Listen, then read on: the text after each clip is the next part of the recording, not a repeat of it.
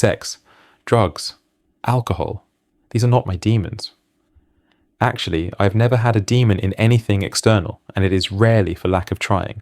I've had my experience with these things, porn, masturbation, but I can always do without them anytime I wanted, and for a while this made me feel weird.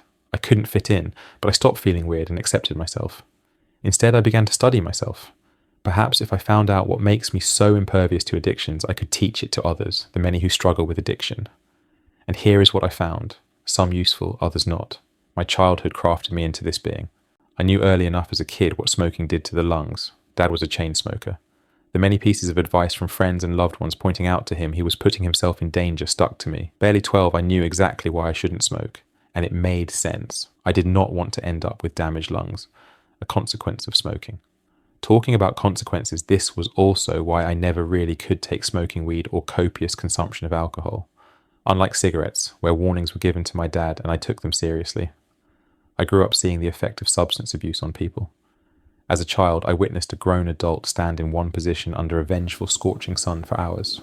Not flinching, not shaking, just upright.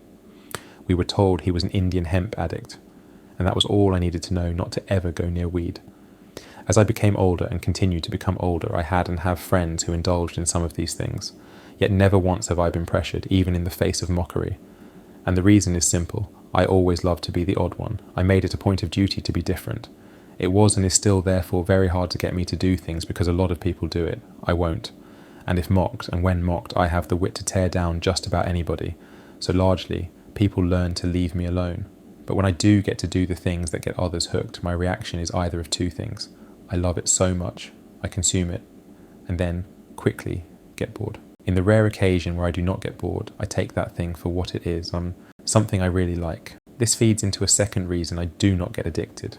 I do not like a lot of things. I find no appeal in getting high.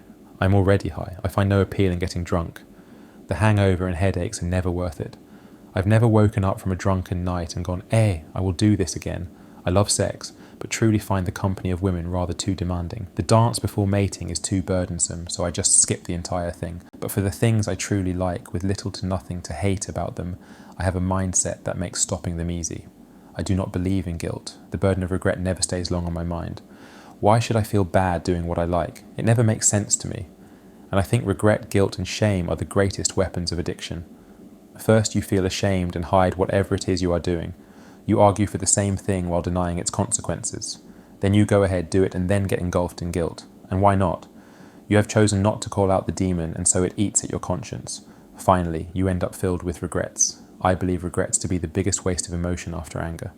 Why bother about a thing you cannot change in the past? And if you can do something about it today, why not go ahead and do so? It is a vicious cycle. Take away shame, guilt, and regret, and I think most addicts would get the clarity of mind to make a decision. Either accept themselves for who they are, and just be happy doing it, or simply begin the long mental work to recovery. It is as hard as it is as simple. Either way, it is what it is.